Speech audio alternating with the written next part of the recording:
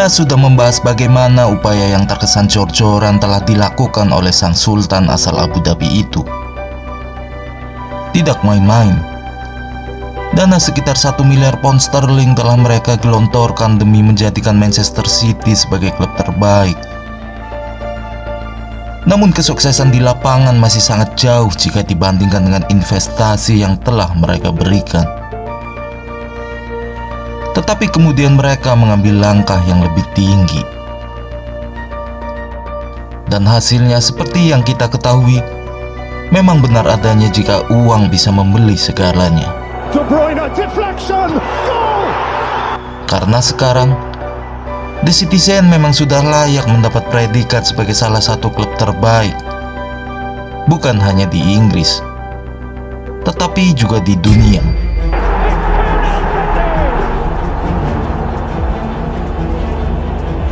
De Bruyne, Haaland, 3-0!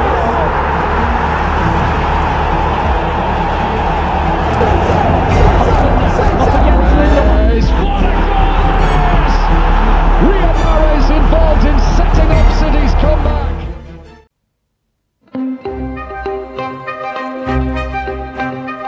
Setelah mengalami kegagalan di era kepelatihan Pellegrini, sang bos Abu Dhabi menunjuk Pep Guardiola, seorang manajer perfeksionis yang pernah sukses bersama Barcelona dan Bayern Munich.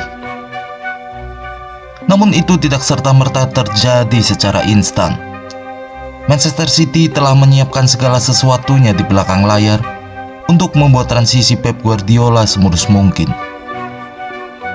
Bos lama Pep Guardiola di Barcelona, Siki Begiristain dan Ferran Soriano, telah dipekerjakan oleh Manchester City 4 tahun sebelumnya. Mereka berdua bekerja membangun fondasi internal City, lalu kemudian mengusulkan nama Guardiola setelah semuanya siap. Semenjak kedatangan Guardiola terjadi beberapa polemik, karena seperti biasa, Guardiola langsung melakukan perubahan besar-besaran, dan korban terbesar dari perubahan yang dilakukannya adalah tersingkirnya Joe Hart. Joe Hart dianggap sebagai salah satu penjaga gawang terbaik di Premier League dan telah menjadi kiper utama Manchester City sejak tahun 2010. Namun, karena tidak terkesan dengan skill yang dimiliki sang kiper, Guardiola membuangnya dari tim utama. Menurutnya Joe Hart tidak cocok untuk memainkan peran sebagai penjaga gawang tipikalnya. Joe Hart kemudian dipinjamkan ke Torino. Kemudian Aguero juga menjadi tidak kerasan setelah menit bermainnya berkurang semenjak kedatangan Guardiola. Sang pelatih menginginkan seorang striker yang mahir dalam melakukan pressure, dan menurutnya itu tidak ada dalam diri Aguero.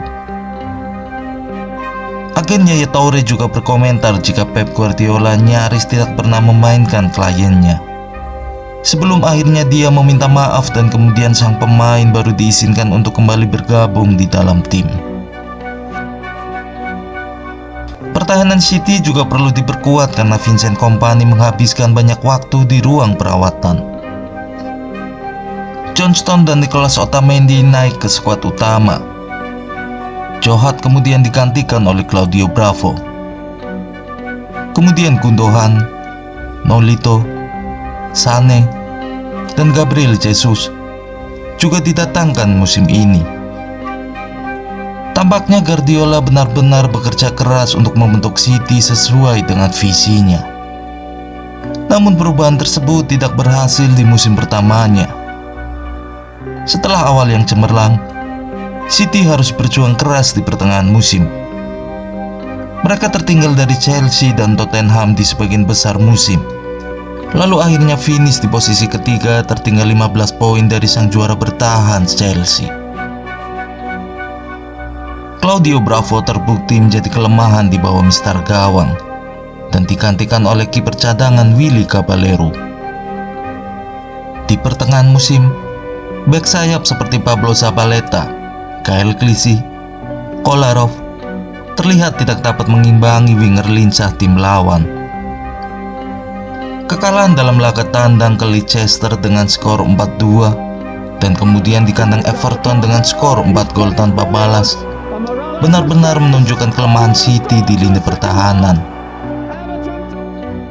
Tersingkirnya City dari Liga Champions di babak 16 besar di tangan Monaco yang membuat City kalah dalam gol tandang, meskipun telah mencetak 5 gol di kandang sendiri, mempertegas jika pertahanan City benar-benar membutuhkan perombakan.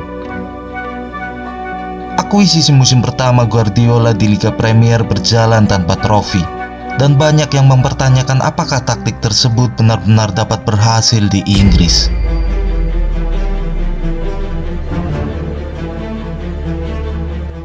Setelah musim pertama yang gagal, Guardiola tahu bahwa ia harus melakukan perubahan besar-besaran pada tim. Yang harus pergi adalah bek sayap yang sudah tidak muda lagi.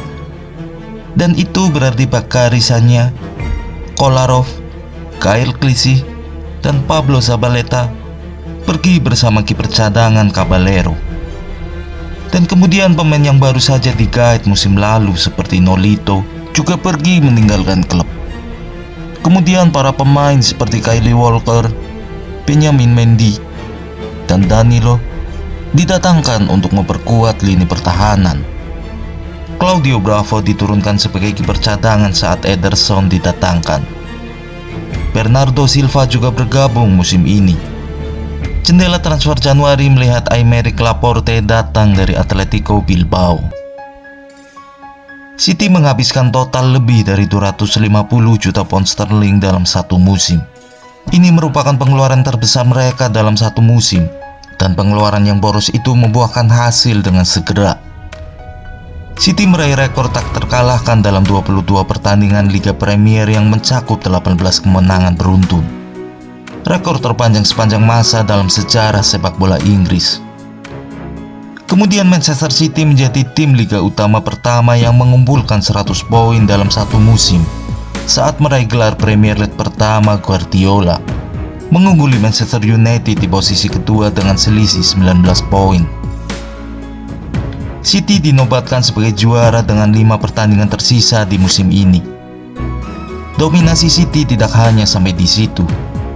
City juga meraih gelar piala yang luar biasa dengan memenangkan Piala Liga saat mengalahkan Arsenal 3-0. Namun kemenangan Liga dan piala tidak dapat diperpanjang ke Liga Champions. Klub ini kalah dari Liverpool di perempat final. Mereka juga tersingkir di Piala FA oleh musuh bebuyutan mereka, Wigan Athletic.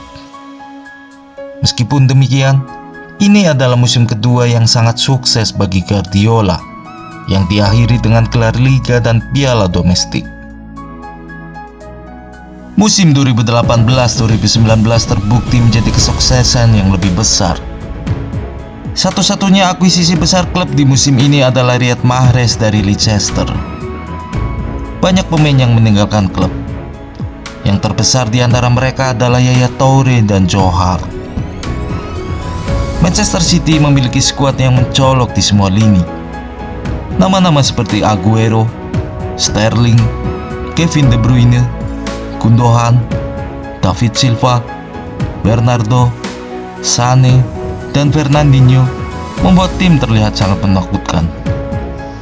Dan itu mereka buktikan di atas lapangan. City menyapu bersih semua piala domestik yang tersedia. Piala Liga, Premier League, Piala FA, dan bahkan tirai piala Community Shield juga mereka sikat. Musim ini juga melihat kemunculan Jurgen Klopp yang membawa armada Liverpool bersaing ketat dengan Manchester City meskipun akhirnya gagal dengan selisih 1 poin di Liga. City dan Liverpool masing-masing mengumpulkan 98 dan 97 poin, total tertinggi untuk nomor 1 dan nomor 2 di Liga yang pernah ada.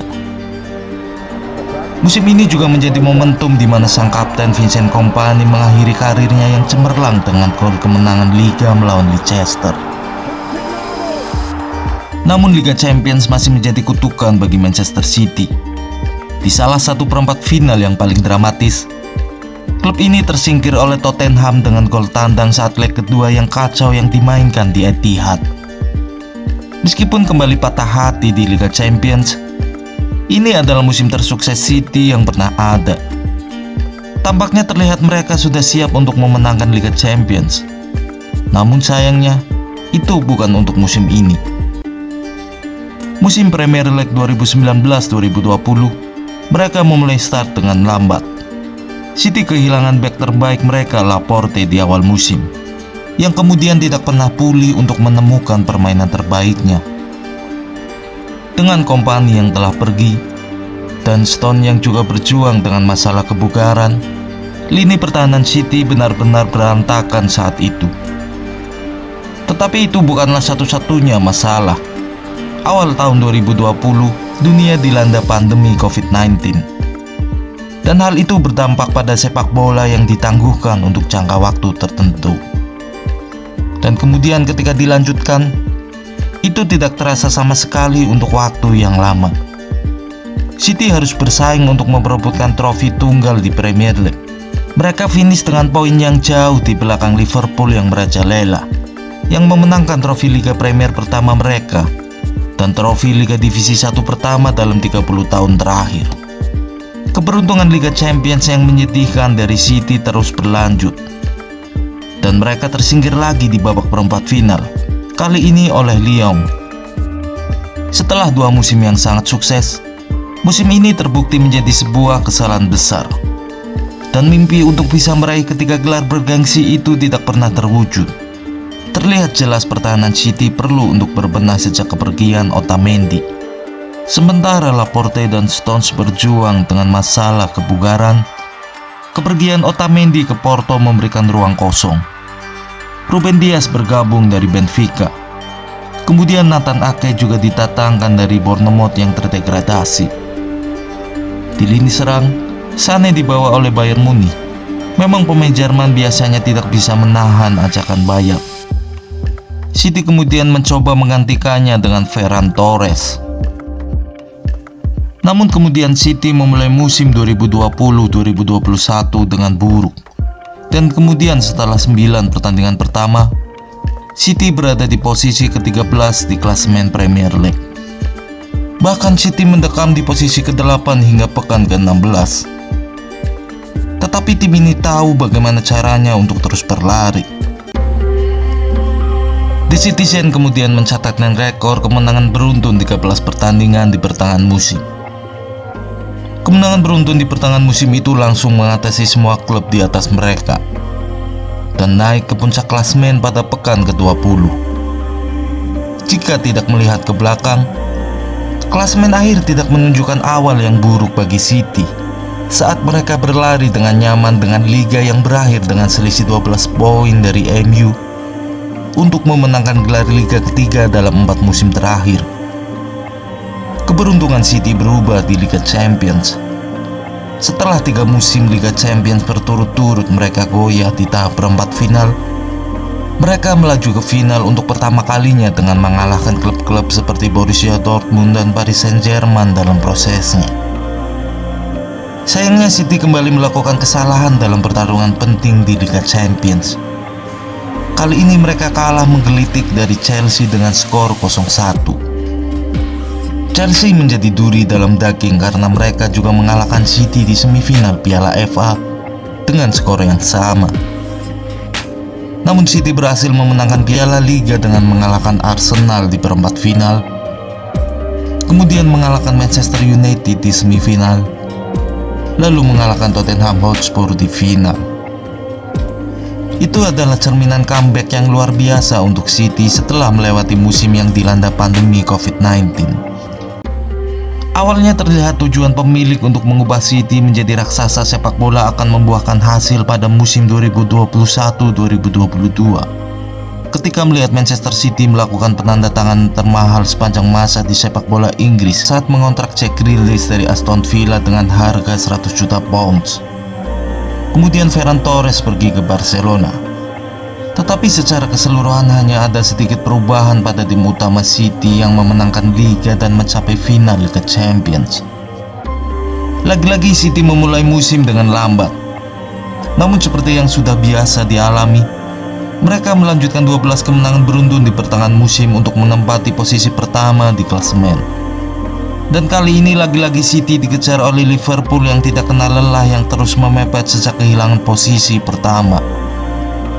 Di Liga Champions, Manchester City berhasil melewati Sporting dan Atletico Madrid di babak 16 besar dan perempat final, dan kemudian memimpin melawan Real Madrid di leg kandang mengalahkan mereka 4-3. Ini adalah edisi Liga Champions yang melihat revisi aturan gol tandang, yang juga berarti gol tandang sudah menjadi tidak penting.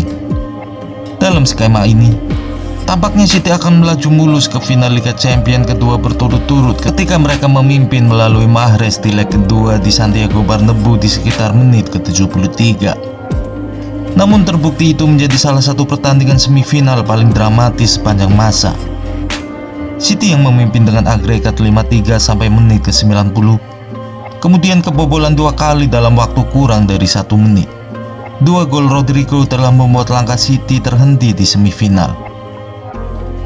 Liga Champions terbukti menjadi langkah yang terlalu jauh, namun hal itu tidak menghalangi mereka untuk on fire di Premier League. Dalam laga terakhir yang dramatis, Manchester City tertinggal 2 gol lebih dulu dari Aston Villa.